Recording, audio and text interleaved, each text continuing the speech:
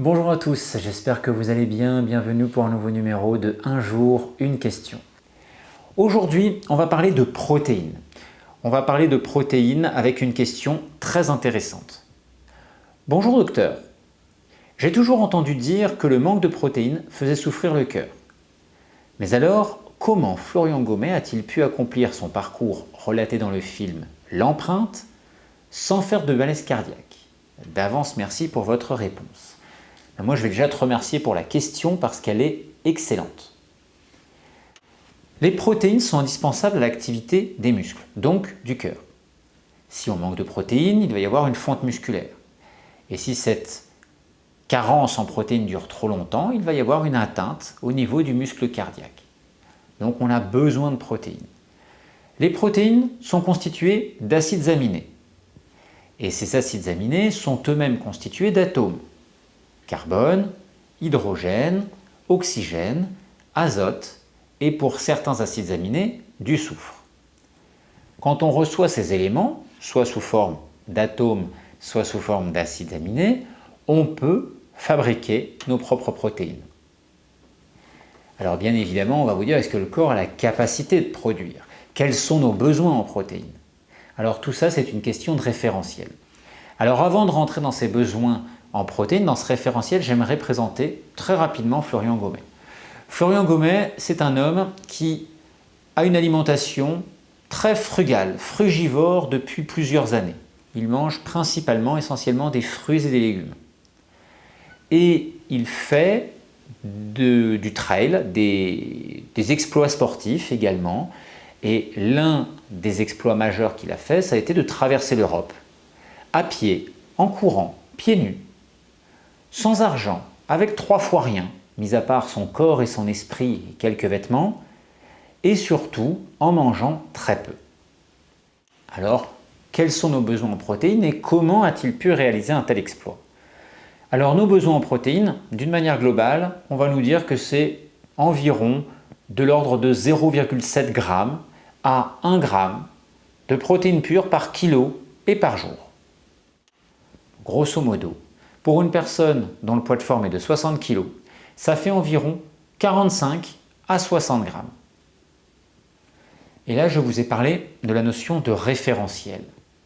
Quand on regarde des sources officielles comme l'OMS et la FAO, on nous dit que selon le choix des protéines, selon la qualité de la protéine, l'œuf par exemple qui a une très haute qualité, on peut avoir un apport protéiné très faible pour couvrir nos besoins, de l'ordre de 0,35 g de protéines d'œuf par kilo et par jour.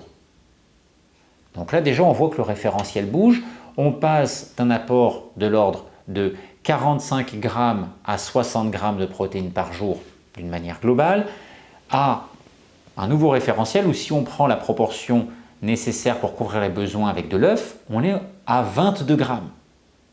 Donc on diminue quand même beaucoup.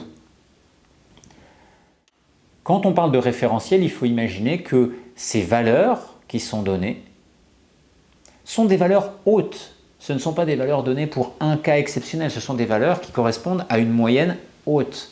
Ça veut dire que certaines personnes ont des besoins un petit peu supérieurs et puis d'autres personnes ont des besoins inférieurs.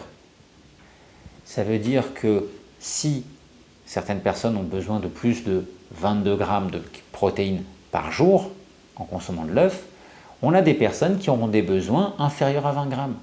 Et 20 g, c'est pas beaucoup en fait, on y est vite. Mais vous allez me dire, oui mais justement, Florian Gommet, il consomme principalement des fruits et des légumes. Donc des aliments avec pas mal de fibres, des aliments à partir desquels il est plus compliqué d'extraire les protéines. C'est vrai. Mais ce qui est très intéressant, c'est toujours cette notion de référentiel. Là, je vous ai parlé du référentiel par rapport juste à certaines valeurs classiques et officielles. Mais le référentiel, il faut aussi le mettre par rapport à l'état physiologique. Il faut aussi le mettre par rapport au mode de vie, au mode alimentaire. Si je vous dis qu'une personne sédentaire ou qui fait très peu d'activité physique n'a pas les mêmes besoins qu'une personne qui fait 2 à 3 heures d'activité physique par jour, c'est évident. Et bien c'est la même chose avec le fait d'avoir quelqu'un qui jeûne. Si vous avez quelqu'un qui jeûne régulièrement ou qui sort d'un jeûne, cette personne n'a pas les mêmes besoins en protéines qu'une personne qui est fortement encrassée depuis des années. Si vous avez une personne qui a une alimentation lourde à digérer, une alimentation qui encombre l'intestin et qui nécessite une intervention importante de la part du système immunitaire, et bien vous avez des besoins protéinés qui sont bien plus importants que si vous avez une personne avec une alimentation frugale, qui se digère bien et qui implique très peu le système immunitaire. Donc c'est une question de référentiel. Ça veut dire qu'aujourd'hui, les normes, les moyennes que l'on donne pour les besoins protéinés sont faits par rapport au référentiel alimentaire classique, au mode de vie actuel classique. Florian Gommet n'a pas le mode alimentaire ni le mode de vie habituel classique. Donc les besoins sont différents. Pour moi, c'est une des grandes explications, c'est-à-dire qu'on n'a pas le même référentiel et on n'a pas le même mode de vie, ni la même physiologie. J'ai eu la chance de rencontrer des personnes qui n'étaient pas forcément frugivores, mais qui avaient une alimentation, par rapport à l'intensité du sport qu'ils faisaient, une alimentation qui, théoriquement, ne permettait pas de couvrir leurs besoins. Des gens qui vont faire 3-4 heures de sport par jour et qui ont une alimentation avec 1200-1500 calories par jour et pas de grande quantité de protéines. Théoriquement, ce n'est pas possible, ça ne fonctionne pas. Et pourtant, ces gens continuent à faire du sport. On peut voir aussi certains alpinistes, les Sherpas qui ont une alimentation très frugale par exemple. Pourtant, ils portent des charges lourdes, font des efforts physiques intenses, à haute altitude, et ça marche. Ça veut dire qu'il y a quelque chose d'autre, cette question de référentiel, d'état physiologique du corps. On pourrait rajouter d'autres composantes, mais pour moi, il y a deux éléments importants. C'est le référentiel, l'état physiologique du corps. Florian Gommet a changé son alimentation il y a quelques années. Il a entraîné son corps à fonctionner avec ce nouveau mode alimentaire. Son corps est capable de faire des choses que d'autres personnes ne sont pas capables de faire. Tout simplement parce qu'il est entraîné et il a appris à fonctionner avec ce mode alimentaire. Il se connaît. Donc ça lui permet de voir dans quelle zone il peut fonctionner correctement et dans quelle zone il peut être limite. Et d'une manière générale, on pourrait dire qu'on se suralimente. Ça veut dire qu'on consomme beaucoup trop.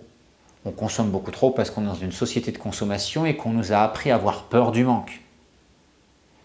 Et c'est là l'une des problématiques qu'on a par rapport aux protéines. On est dans un référentiel qui est totalement erroné. Alors vous dire on a besoin de 12 grammes de protéines, 18, 16, c'est très variable d'une personne à l'autre. Mais ce qui est sûr, c'est qu'on en consomme trop et également que nos besoins réels dépendent de notre mode de fonctionnement, notre mode alimentaire et notre mode de vie. Et pour moi, ce sont des raisons pour lesquelles une personne comme Florian Gommet peut réaliser un exploit sportif sans être en état de carence, même si théoriquement, il devrait l'être. Je vous retrouve demain pour un nouveau numéro de Un jour une question.